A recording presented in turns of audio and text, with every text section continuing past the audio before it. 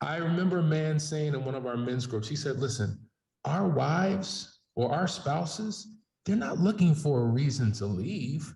We've given them plenty reasons to leave. What they're looking for is a reason Just to one. stay. Just one. Yeah. Huge. Mic drop. That's huge. I've got two incredible people who are doing, in my opinion, God's work and helping couples figure out how to stay together after an affair, after infidelity, after a betrayal. And betrayal can come in many different forms.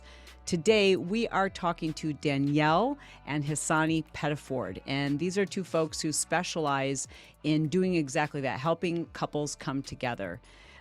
Recovery after an affair. And they've been doing this for many years, helping hundreds and hundreds of couples figure out how exactly that is possible to have a better 2.0 relationship.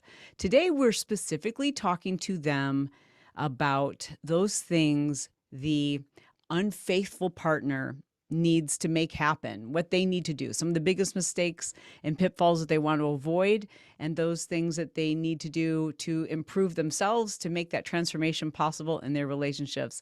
So Danielle and Hasani, thank you so much for joining me again today. Thank Thanks for you. having us. So you guys have been together for a long time, married 19, going on 20, got 4 kids. Yes, You've ma'am. been through some highs and lows, I have to assume. Of Mhm. course, of Oh, course. yeah. I think our pain turned into our purpose, and that allows us to do what we do. Isn't that so interesting that I think a lot of young couples, I know this is true for me, when I specifically remember at my wedding shower, there was this game where they went around the room and had each of the women give advice. And all the older women, now they're probably like my age, but like at that time, they were like older women. And I remember them all saying, like, it's going to be hard. You're going to have some really lousy years, but Mm. stick to it. And I remember thinking, no, I don't want to hear that. Like, no, it's going to be all Right. unicorns and rainbows. And, there, those really, really low points in our marriage are the reason why I think people look at us today and say, like, couples goals. Mm. Because there's these periods that, like, before social media and even during social media, like, you don't put those you don't take a photograph of the two of you when you're in the middle of a fight. Like, we No. see everybody's highlight reel. But honestly, one of the Yes. reasons why we are so in tune with each other, we are so emotionally connected and our relationship is so much better today is because we've worked through some really ugly, gnarly times and, in fact, betrayal. So Yeah.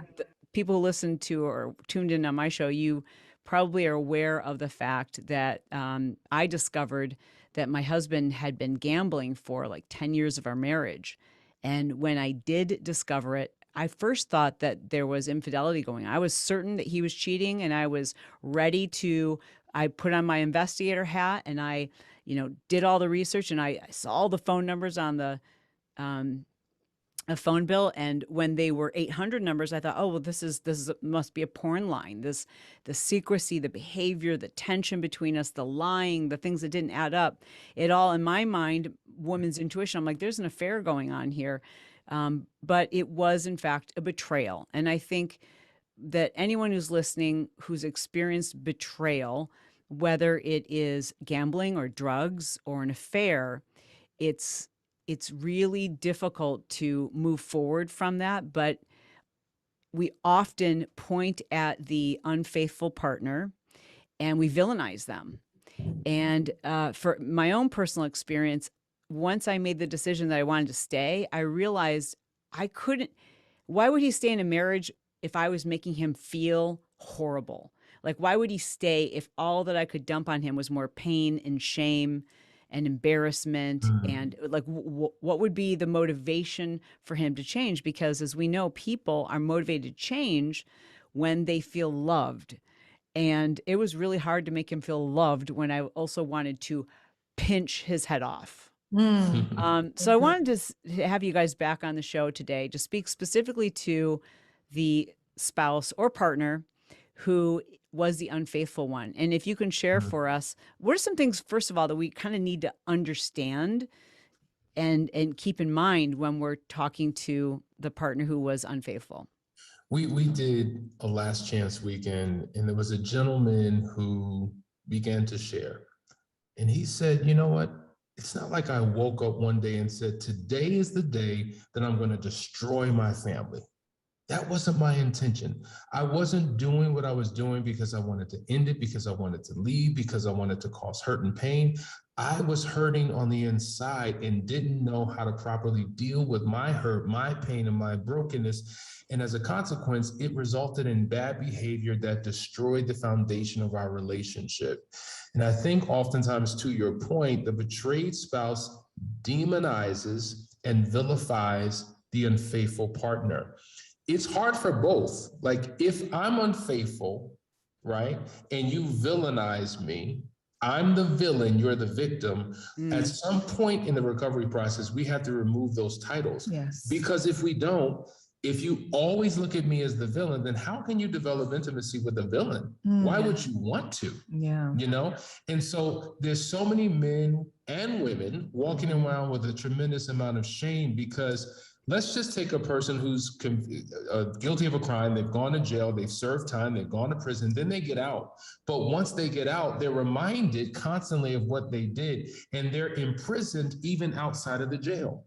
Yeah. And so likewise, in a relationship, that happens as well, with a hurt spouse does not allow that partner to move on, doesn't allow them to heal, doesn't allow him or her to become the best version of themselves, and they remain trapped. Absolutely. And I think there are other dynamics at play. I mean, when we're talking about betrayal, I mean, you just talked about, financial betrayal. You've got infidelity of all kinds, lying, stealing, doing other things. So there are lots of forms of betrayal, and all of it is rooted in their own brokenness, right? So they already know about their brokenness. They've been lying. They've been trying to cover their tracks. Most of them suffer from self-loathing. And so now they're caught and it's out there, and they already self-loathe, and now they're loathed by you, the person that they want to restore with. So it's a fine line that we have to walk to make sure that there is full restoration for the betrayed partner and the betrayer, because it's important for them to recover too. And unfortunately for the betrayed, they actually have to make room for that to happen. And that's why people talk about it being so unfair sometimes. So when we're talking about the person who's done the betrayal in those initial stages, right? So for those of you who haven't checked out our previous episode, I had Danielle and Hasani on, and we talked specifically to the partner who was betrayed. And what they need to do in the stages of recovery. And that was a great episode, so I'll link to that below. But for those people who were the betrayer, right, the unfaithful, if you will, what are some of the most, first of all, do they go through the same kind of, I assume that they're going through the same stages too, right, if they're staying in the relationship, but how are things different for them, like right in the beginning, what are some of the biggest mistakes you can make when you've been discovered? Lie. That's the first thing you do. Yes. You lie to cover your tracks. You lie, or if you're in a position where you can no longer lie, you minimize. Ooh. Make Give me light an example of of what that might sound like. It was just, I didn't really, so either there have been months of an affair, but we just had sex one time. Right? So I'm minimizing what it was. Or I didn't really care about her. It didn't really mean anything. So therefore it shouldn't hurt you that bad. So wait a minute, you compromised our relationship over someone you didn't care about. It didn't mean anything. And something so trivial you allowed to get in the midst of this relationship. So when we met, or all we did was have sex. Well, the question is, what did you sleep overnight? Did you cuddle afterwards? Did you have no, none of that. Did you ever spend any money on it? No, I never spent any money. Did you ever buy a gift during the hunt? No, I never did that. So because if we reveal all of those details, then it shows or gives the impression that it was a lot deeper than it actually was. And for many, it was. Because when I'm in an affair, I bring all of me into it, my heart, my mind, my body, my soul, my everything. And I'm lost in this betrayal. And it's, we compartmentalize when it comes to our partner, but when we're in that affair, we're bringing everything in. And to reveal that we think is going to cause more hurt and pain. So we lie and we minimize and we share portions of the truth to keep our spouse from further hurting. Okay, so oftentimes the motivation there is maybe I'm going to cover this up so that I don't get in more trouble.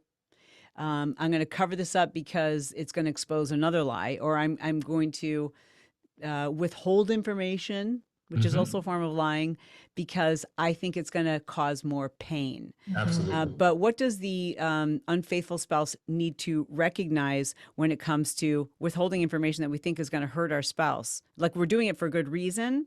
Maybe like I don't want to tell her this or tell him this because it'll cause more pain. But what do we need to know about that? Here's the deal. What they think they're doing is covering and protecting. That's what they think that they're doing. At least that's what they're saying. But at the root of it, your spouse is still standing by your side after a betrayal. All they want is the truth at this point. I hear specifically wives say this to me all the time, that I stood by his side through all of this.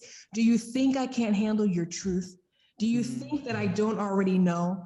Or I'm ready to walk. Why? Because they just won't give me the truth. All I want is the truth. And so what the unfaithful partner doesn't know is that telling the truth, the full truth, and nothing but the truth actually helps to fill that bucket of trust. It's a drop, one little drop in the bucket of trust that, okay, at least they've come clean. Now I'm at ground zero. They've told the truth. What the unfaithful partner needs to understand is that as painful and as hurtful as your actions have been to your spouse, for them, what hurts even more is the fact that you've denied the truth for so long. So not only are you telling a lie, now you're living a lie, which makes that betrayed spouse question everything.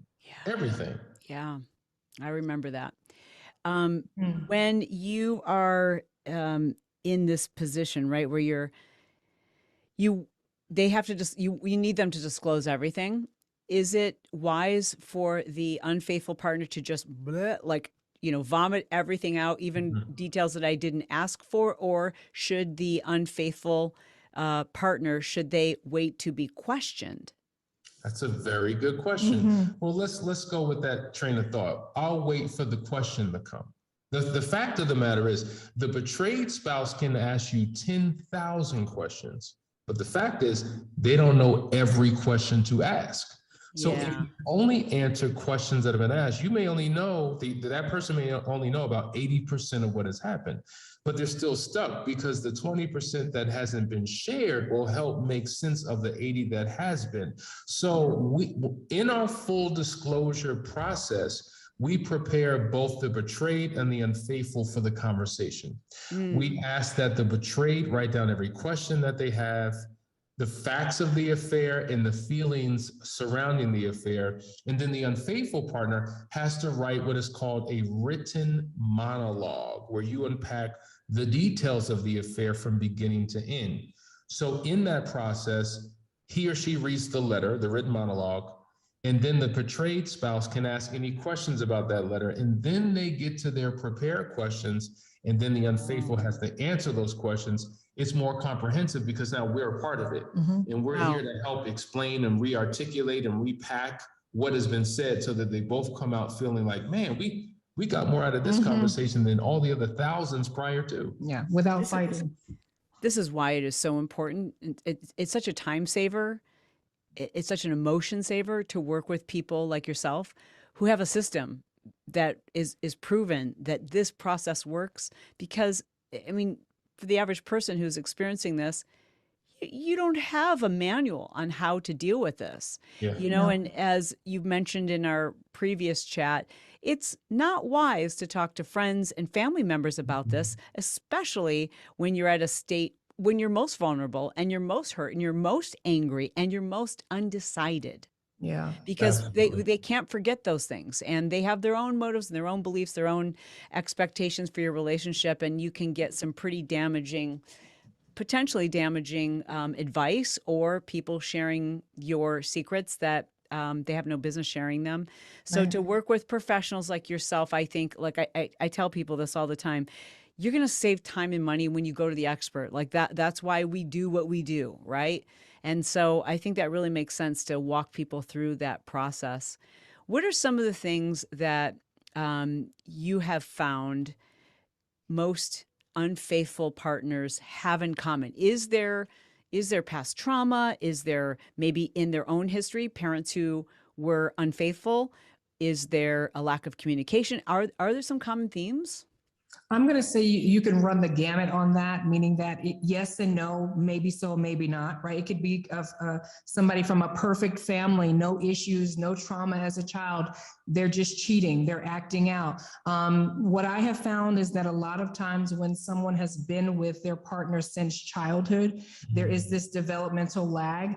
And so they may have had a perfect upbringing, no issues, but they felt like they missed out on something in life. And so they step out, right? So this is detrimental to themselves, to their own character, but they do it. So it takes you in all kinds of directions. But one of the biggest things that I've noticed with the unfaithful spouse is that they want immediate exoneration, right? Ooh, So yeah. after the process, they want to quickly get as far away from discovery as possible, as quickly as they can, right? And so they are literally kind of trying to skip the process, the healing process of the other person, because they just don't want to deal with it. So that to me is a main common theme for the unfaithful. Without a doubt. And it doesn't. That makes sense. That's the human condition. The human condition, we want to avoid pain. Once the unfaithful partner has been found out, Yeah. if they decide they're going to stay, I think what you're saying is they have to commit to a painful process. Yeah. So what do you want to say to that unfaithful spouse right now who's like,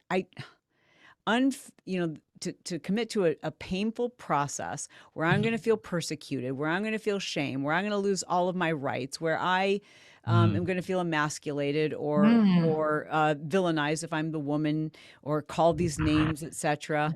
And I don't know if we're ever going to be better. Like, why don't I just step out? Plus, my affair partner they thought it was the cat's meow. It was like amazing. And so like, why am I staying in this relationship where I'm going to be persecuted for years? Yeah, it's a powerful question, and we get it all the time. And here's the deal: you do not get to escape the process. It doesn't matter who you're with. So the unfaithful partner thinks that they're going to avoid all of this ridicule, all of this issues, having to work so hard to rebuild the trust of somebody that they've broken and they've got history with. They think if they abandon ship and go find somebody else, start from scratch, it'll be easier. The problem is you brought you with you and you never fixed you. And so that whole idea of wanting to be exonerated, literally wanting your record to be sponged out, clean start, all the rights back right away without a process. It just doesn't happen except for once in a while when we have a newer president and they do exonerate a real criminal, right? But in most cases, I mean, hands up, you got caught, the jig is up. Hands up, you drop everything that you've been stealing and hiding and covering up, hands up. And that's the position, because you're no longer covering, hiding, no more secrets, full disclosure. And that's the process. It's funny we're using this jail concept a couple times, but really when you think about it, when you get caught in a crime and you go to jail, you lose all your privacy. You are in recovery. And that's what the unfaithful partner needs to understand, that if they don't go through the recovery process, they're going to go to the next relationship and repeat the same mistakes. So is that something that you think, in order for a relationship to work in this way, that the unfaithful partner needs to commit to the entire process? Like, they need to understand that it does mean, you've lost some privileges. Yes, you have lost some freedoms, and they may be restored as trust is restored, but it is going to be a process. Yes. So I just want to, if you don't mind, this is one paragraph that I read to every unfaithful partner when we start this process. And if this is not a sobering message, then I don't know what is. It says this: in choosing to stay married, you're choosing a path that's long and hard, longer and harder than anything you've ever walked. You're going to be kicked in the groin, hopefully metaphorically speaking, ignored, screamed at, rejected, and stonewalled. You're going to feel disrespected and minimized as a man or woman. Your needs are not only going to go unmet, they're going to go ignored at times. There will be more setbacks than advances, and it's not going to feel good most of the time. And if your marriage is at the bottom, put your big boy britches on, because it's not going to feel good for a long time. That's the mindset that you should have going in. And I think what happens is many people don't understand what the recovery process is. They think it's going to be a skip in the park. And, after a couple of sessions, we'll be good. It is going to be the hardest thing you've ever had to do, but it is worth it. And so how could we expect to really cause this level of pain and to get away without any type of process? And so once you have that mindset, you can then enjoy it. Now, let me just say this. I remember a man saying in one of our men's groups, he said, listen, our wives or our spouses, they're not looking for a reason to leave. We've given them plenty of reasons to leave. What they're looking for is a reason to stay. Just one.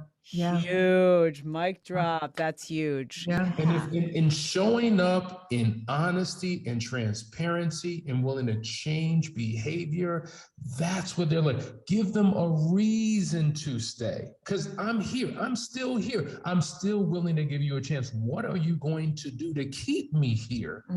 It's through your actions and your behaviors that will determine whether they can move forward. So, again, my own personal experience when this happened with Brett and I remember feeling so angry with him because he was saying all the right things, but I wasn't seeing emotion. I was like, why aren't you crying? Why aren't you begging for me? Like, you're saying you want to stay, but like, I need to see you like writhing on the floor, holding your stomach and just saying you can't believe that you had the greatest gift in the world and you know what I mean? Yes. And, he just didn't have the same emotion that I needed from him. And he just never did. But everything else was there. Is that common?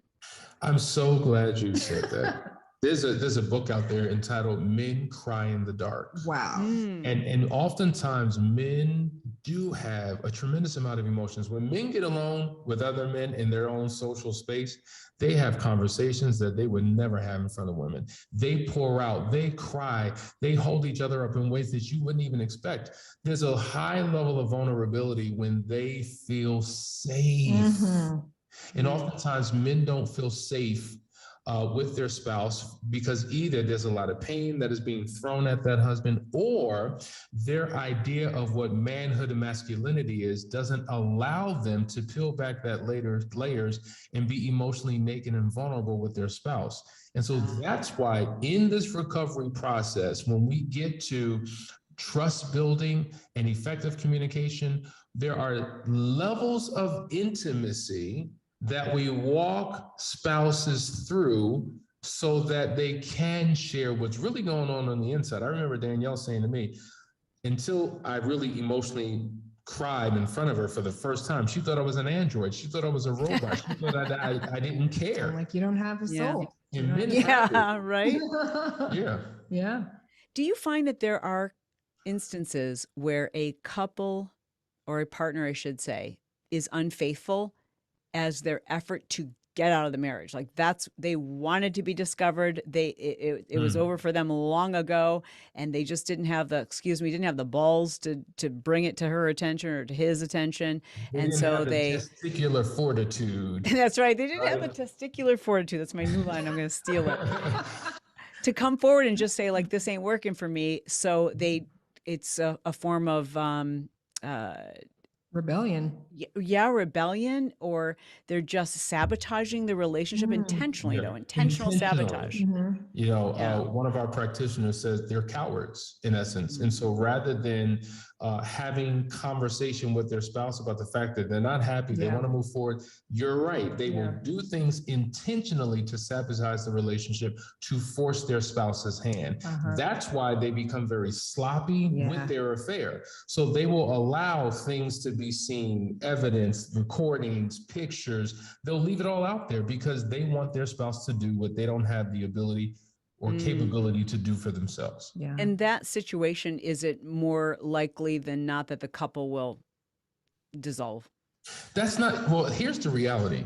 You'd be surprised. Hmm. There's so many spouses who will stay no matter what, because maybe they're staying for the wrong reasons. They fear being alone. Mm. They don't believe that I'm of a certain age and I don't think I could ever find someone again. So if I'm going to deal with a no good man, I'd rather deal with the no good man that I know about than one that I don't, because I'm going to repeat the cycle all over again. Or woman. Mm-hmm. I'm staying because of finances. I'm staying for kids. So we've seen certain individuals literally cheat in front of them ongoing, and they will not leave. It's not so cut and dry for each couple to say, if you're having an affair, it's over. Because all the threats, all the ultimatums, all the I'm packing my bags, I'm ordering the moving truck, I'm filing papers. We've seen people file papers for divorce. There's a date on the table and they will still try to stay in that relationship. Yeah. So there's a lot of times the conflict between a couple is an outward manifestation of an internal conflict and struggle and insecurity and issues that we have within ourselves that keep us attached to trauma, this trauma bonding and all types of things that keep us in bad relationships. Yes. How often do you recommend, once the affair has been discovered, that the offending party or the unfaithful party, they need to get into therapy individually? Or do you think that the first step is to go to therapy together? So this is a good question. We always recommend that the first session be as a couple, and I'm going to tell you why. If you go individually to your counselor and she or he goes to their counselor, they're only getting one portion of the story. And so if they're only getting one portion, they're going to counsel you as best they know fit based upon what they know. They don't have the full story. So we always encourage that the first session be together so we can hear everything. And then we will say, not start with individual, it should be done simultaneously. So we have practitioners that will sing you to that specifically deal with that man and that woman. And as a team, like we form together like Voltron, our practitioners come together and we may talk through what's being done, to help them best advise through the individual counseling. Yeah, and I just want to add that the most successful couples actually just stay in counseling. Like they've been with us for years, they value it. Even if they're not coming weekly, they'll go every 2 weeks or monthly, but they stay tied in. What hurts is when someone disappears for a year and there was another infidelity and everything fell apart because they didn't have the support. So the most successful couples stay in some form of counseling with us. And to that note, plugged in. Let me just say this. A lot of times people will short circuit the process because after 3, 4, 5 sessions, they feel so good. Right. And they have mistaken feelings for a foundation. Right. You need a foundation to undergird the feeling that you have so that it's maintained. And so that's why we say you got to be in there for a process to get you to the final destination. I mean, even we say this all the time, we have to go to counseling too. Sure. We derail. When we derail, we know what to do. We get back into the counseling. We get tied in, like you said. And it's important to do that. And to Hasani's point, people forget that everything is like a muscle. If you stop working it, then it gets weak. And that's the truth for us internally as spiritual beings. That we care about, we have to take care of. If you want to have nice teeth, you need to go to the dentist. Yes. So what are some of the things that the unfaithful partner, because I know you've worked with a lot of couples, some of the biggest mistakes that they've made after the disclosure that have made things worse and created more problems, aside from the, continuing to lie and cover up? Okay. Continuing to remain connected to the affair partner where they say, well, we're just friends now. Like a lot of times the workplace is a hotbed for infidelity. So I'm having an affair with someone I work with, and guess what? We're not doing it anymore, but we're still talking. I mean, we're just having conversation. We still text. We still get together for lunch. I mean, we're not having sex, so it's not like we're in an affair. And we don't understand that relationship is a trigger for the spouse. In fact, that job, that workplace may be a trigger for the spouse. And I think here's the big issue. The unfaithful partner does not empathize with what the spouse is going through. Okay. That's huge. So empathy, by definition, if I can give you one, it is seeing through your partner's eyes, hearing with your partner's ears and feeling with your partner's heart. When I can begin to experience from their perspective what they're going through, it gives me a high sensitivity to your journey, compassion for what you're going through. And 99% of the time, when people think, well, once you're a cheater, you're always a cheater, how do I know that you'll ever change? A person will literally stop cheating when they can feel the pain that their partner is going through. Imagine going to a hospital, seeing someone in the bed who's sick. I mean, you have compassion, I guess, for the sick person in the bed, but you don't feel what they feel. If a doctor were able to stick a needle in that sick person and intravenously take out the pain and then inject it into you for 60 seconds, if you could feel what that pain felt like, you would have such a different experience relating to that person. Yeah. Relationally, the process we take people through, they are allowed to feel that pain, and that's when the shift begins to change.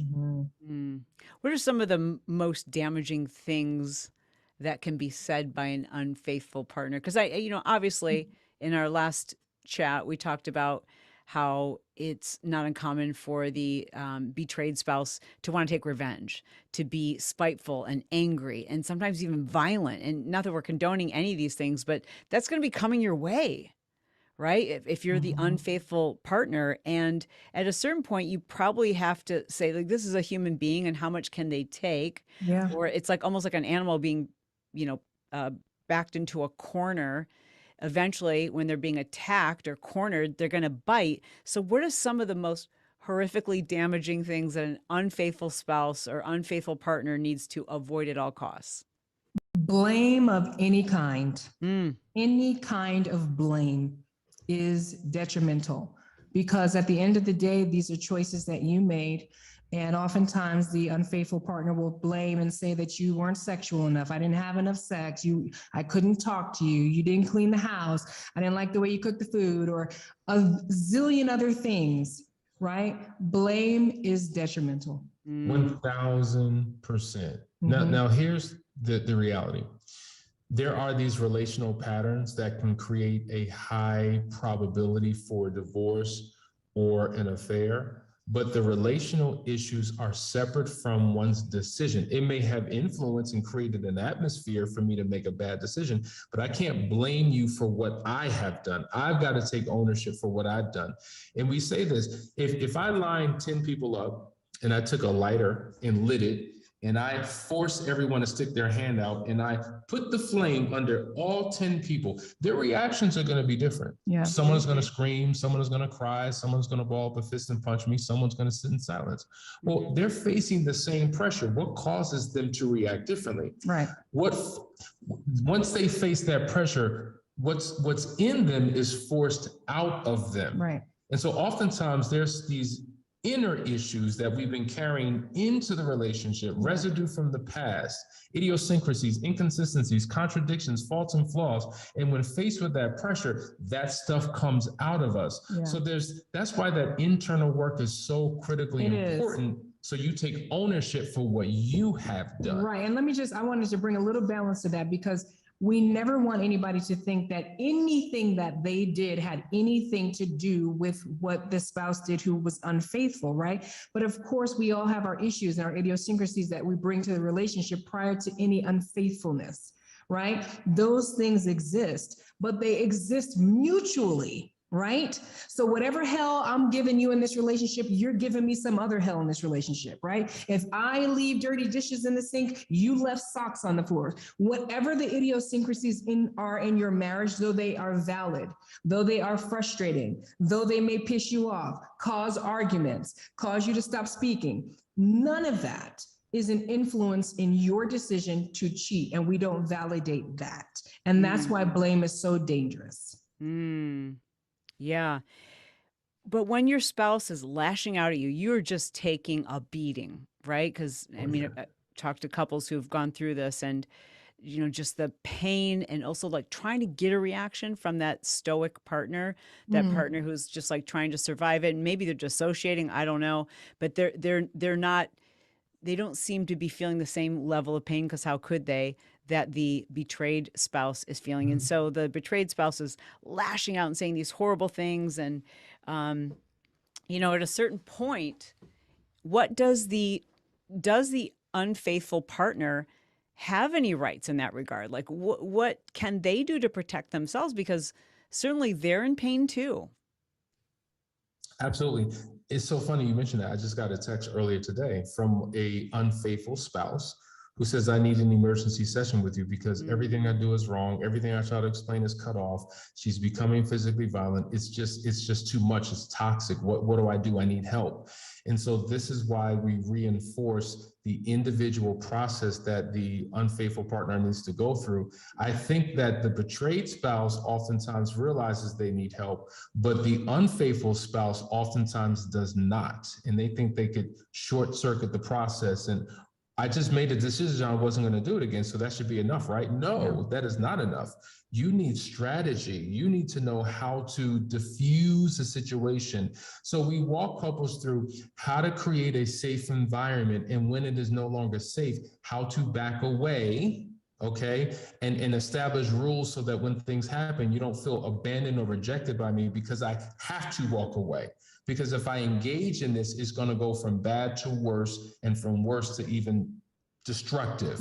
And so this is where that one-on-one counseling comes in, where we give them particular techniques to guide them through, heavy situations. I know it's difficult for some people watching or listening to imagine having empathy for the unfaithful partner, but how is it you can help that unfaithful partner to deal with the incredible intensity of the self-loathing that you've described, and the shame and the guilt and the pain that they feel in the aftermath of this? Like, because I can't imagine feeling all of those things about myself and at the same time realizing that I've put somebody else in that much pain. Like, how do they take care of themselves, if I may? Well, I invite our clients into a process called the path to true forgiveness. And in that path, on that path, they learn how to, number one, accept what they've done. That is really important for them to accept and then acknowledge. And that is part of the process, but it's a separate process with forgiveness, because I'm not only accepting that I've done this, but I'm acknowledging the hurt and pain that I've caused to someone else and to myself. And then we move into the process of forgiveness. And the interesting thing about the unfaithful partner is that they need forgiveness, they're seeking forgiveness, but they actually forget the step of forgiving themselves. Yes. And that's where we talk to them about exoneration and how God has exonerated you, and giving that, Jesus' sacrifice as an example of true exoneration when you have actually turned the table about face and you're doing something different. And so we lead them through that process to acknowledge, hey, I'm broken. I screwed up big time. I've acknowledged it. I own it. Now it's time for me to forgive myself and hope that my spouse can also forgive me as well. And then coupled with that, this is why there is such power in group. So in addition to the individual sessions that we do in the couple sessions, we have a group, a moving forward program, a men's group, a women's group. And sometimes when you can hear what others are going through, it helps to put what you're going through in proper perspective. And then others who are possibly in the same journey and process become a support system for you. They begin to speak life into you. They begin to share how they overcame what you're currently going through, because maybe they're 3-4 steps ahead in the process than you are. And so there's a collective intelligence when you're in the right community. That's why it's important to make sure that you're careful who you share what you're going through with, because if they're not speaking life to you in your situation, then they're helping to make things worse. I'd like to ask, if I could, some rapid fire questions from my audience. Sure. So some of these are from the betrayer and some of these are from the person who was betrayed. So I'll start with this one, which is from the unfaithful. When is this going to be over? I feel like I've lost all rights, all privileges, that I'm not even a human. How much longer do I expect that this is going to go on this way? It's up to you. It's up to you. Everybody's journey is different. Oftentimes, let me just say this, we have internal resistors within us. We all have a brake and an accelerator. And in that process, sometimes we short circuit and sabotage our own process. Sometimes we push the gas and we're able to move forward. It's a general process we take everybody through, but they all go through it differently based upon their own idiosyncrasies, their own hangups, their own willingness to participate with their partner. So it's going to look different for each couple. And I would add to that, you know, if you are doing all the right things, you know, you're an open book and you've experienced true transformation and you see that your spouse isn't coming along well, get into some good counseling, because you really should not be trying to navigate this by yourself. And sometimes it's a conversation with a therapist or somebody that can just help your spouse see, hey, look, this is what's really happening. You're triggered. These aren't real experiences, and helping them to begin to trust some of the actions. But at the end of the day, it is time to change the way you think and be an open book mentality type of person. There is nothing to hide. There's no need for separation. There's no need for autonomy and total independence. We should be interdependent on each other. And so when we have that mindset shift, it will feel less like you're a child and in bondage. So one of the members of my audience asked, her spouse was unfaithful, and recently she's caught him watching porn. And would that constitute another betrayal? Yeah, that's definitely a form of betrayal, because even though it's not physical sex with another person necessarily, you know, you've taken your eyes off of your spouse and placed it on someone else and getting gratification and fulfillment in that space. And for many people, yes, it's a major form of betrayal. And this is why we need to put certain parameters in place and rules in place and have a high accountability. So you can bounce back, you can heal from it, but there is a process. Think about an alcoholic, right? Who goes through a recovery process. And I've been, you know, clean for 86 days. And then on the 87th day, boom, I'm back. Now I got to start from day one again and begin that journey. So we help people understand the power of porn and what impact that can have on the person watching it, the spouse who is now dealing with the spouse who's watching it, and what impact it has on the marriage. This question is also from the Unfaithful, who said, I've never been physically attracted to my wife. The sex with the affair partner was amazing, and now my wife wants nothing to do with me physically. Why am I staying in this marriage? That's a good question. See, here's the deal. When you don't know why, we are here to help guide you through a process where you discover what that why is. So now I have questions about the question. So when you say you've never been sexually attracted to your wife, then what? Because most relationships are initiated for two things: physical attraction and emotional desirability. So you look good, you make me feel good, so therefore it's all good. That initiates the process. The physical attraction can die out in the relationship because of weight gain, because of a number of different things. So I would want to go back to the beginning. What was it that drew you in the first place? I would deal with that. And then when it comes to the fact that the affair sex was so powerful and passionate, well, guess what? That's what happens in an affair, because there's affairs are more about desirability than sex. The high desire and anticipation for something is what makes the sex so intense. It's not the actual physical interaction, it's the emotions and the anticipation, and we're pregnant with the possibilities of what can be. That's what does it. When I've been in a relationship for 10 years, and yes, we have sex, and you know, sex has become a chore, a duty, and monotonous, but this highly intensified passion, that's what I'm searching for. And that's why you can't compare the two. They'll never be able to be the same because of the nature of the relationship associated with the sex. So true. Wow. So true. Yeah. And what about comments like, it's over, it's done with, it was years ago. Just get over, like, when are you going to get over it? Comments like that, at all helpful or hurtful? Hurtful, minimizing, just terribly destructive, because it means the world to you and they're minimizing it. You know, some people think that just because I didn't have sex with this person, it was an emotional affair, it didn't mean anything. For some, it is way more meaningful that you shared your intimacy with somebody than having sex. I just dealt with a couple where there was infidelity and it was just a kiss. And it was destructive for the husband. He just was shut down because this woman of his shared her intimacy with someone and they don't have that connection. And so minimizing is so destructive. There was a couple we recently had, they've been married, listen to this, for 38 years. Oh, okay. Yeah. The affair happened 39 years ago. Right. Oh, so before they got married? Before they got married. Wow. And they never, ever, ever dealt with it. So for 38 years, she's been carrying pain and insecurity.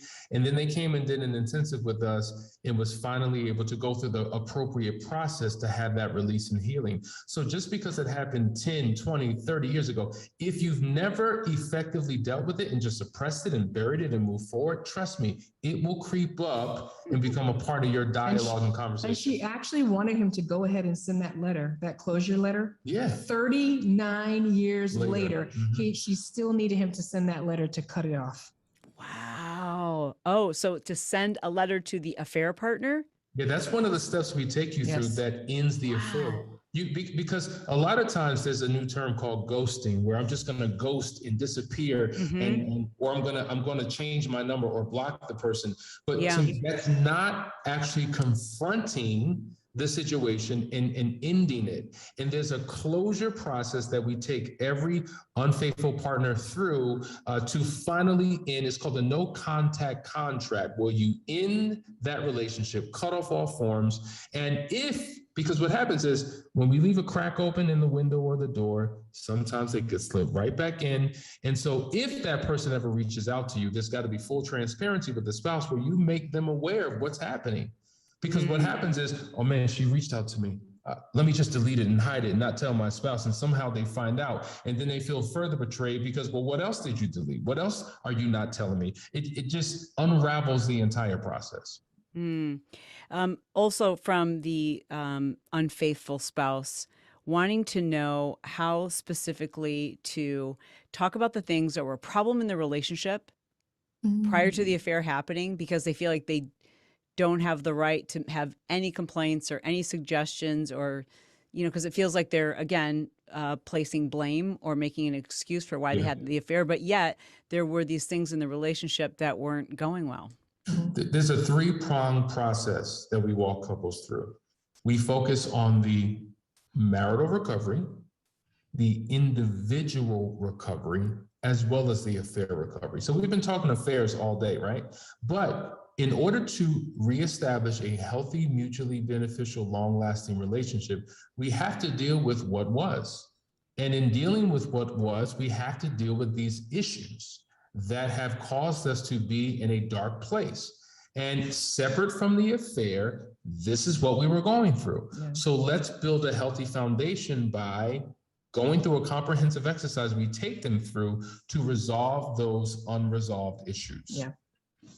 And lastly, I wanted to ask you, are there certain signs that are happening in a marriage that are likely going to put you on the path of either infidelity or some type of betrayal? Again, betrayal can be gambling, it can be porn, it can be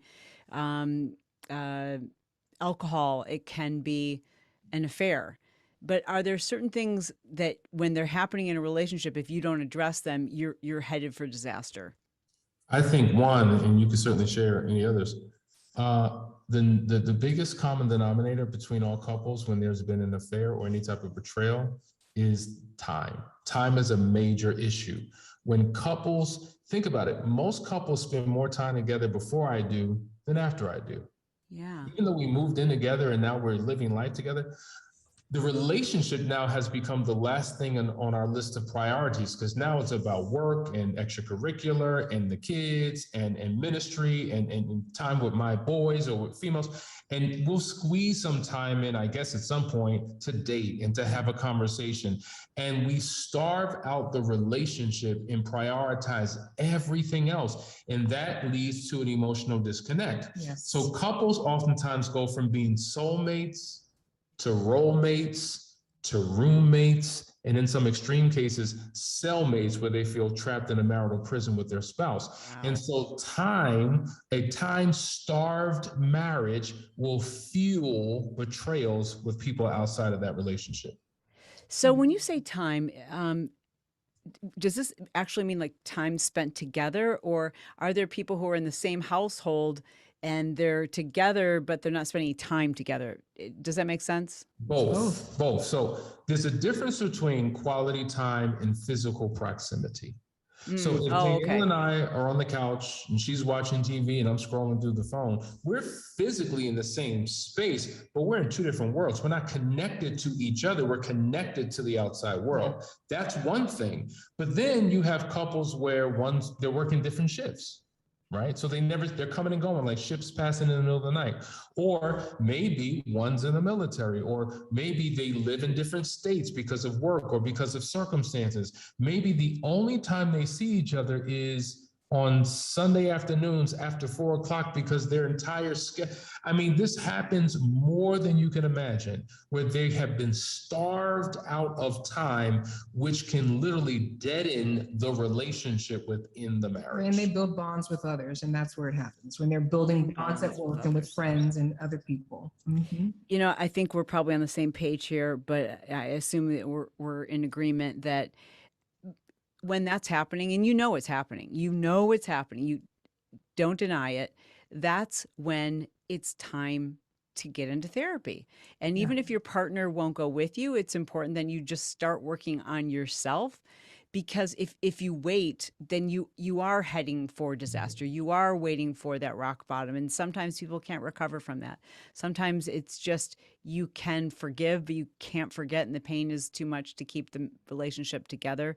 So I just want to encourage anyone who's listening to recognize that that's happening, to know that it's normal, but also to understand that there are resources. There are people like Danielle and Hasani who can help you. There are therapists in your area. There's online therapy. There's so many options available to you. And there's no shame in that. I mean, the shame, I think, comes when we know things aren't going well and we just ignore it. Like, we know we've got a toothache and we just keep skipping that dentist year after year until now we need a root canal and the tooth can't be saved. Absolutely. Yes. Wow. Well, for those folks who are interested in working with the two of you, and obviously you do life coaching and marriage coaching, so they can reach out to you, even if it's not related to their partner or relationship. But how can they reach out to you, or where can they get in touch with you? You can simply go to couplesacademy.org. That's ORG, to find out more about our programs and our services. And we would love to partner with you to help you to become the best version of yourself, so that you can have the best life and the best relationship that you can have. And we have an amazing team of practitioners with expertise in many areas, with a number of different modalities that they use to guide, people through. And how often do you guys do your live retreats? Wow. We're doing them pretty much once a month. We have these they're last intensive. chance. Yeah. Okay. And I thank you for saying that. We don't do retreats. We're out of the retreat business. We do intensives where we're together for 10, 12, 14 hours a day doing deep dive work. And it's tiring and exhausting. And it's intense. It's just intense. Like you said, yes. But it leads to a tremendous breakthrough. Remember, 95% of our clients are couples in crisis, those on the verge of divorce, those impacted by an affair, and they're looking for something that's not lightweight. They're looking for something intense, and that's exactly what they get. And we do them monthly. That's amazing. That's probably very transformational, I'd have to assume. I have to assume that's very rewarding work. Absolutely. It is. We absolutely love it. It is. You guys probably have to totally decompress after that. That would be I'm ready. It's time. We just finished one. This past Sunday. Major transformation. 10 couples from all over the country came in here with no hope, looking scary, looking like they wanted to tear each other apart. And by the end of the weekend, they were hugging, embracing, crying, and just wanting to start over. And it's a very exhilarating experience and humbling experience to be a part of, but it's time for us to get out of here. Yeah, we do. We need to Yeah. And Yeah, let me that's just say, amazing. we do group intensives, but we also, for those couples that need a little bit more privacy, we do private marriage intensives. That's not scheduled. That's on a first come, first served basis. So literally twice a week. I mean, because you're talking 3 days, that's 6 days. We're doing it twice a week. People fly down or drive into our retreat center here in Atlanta. We take care of their lodging, their meals, just everything, and create a safe environment for them to get the healing that they need. We're in the retreat center right now.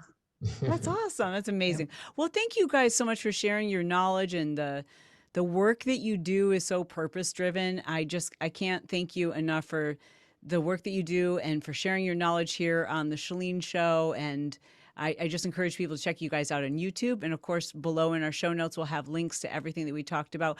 There was a book that you wanted to recommend.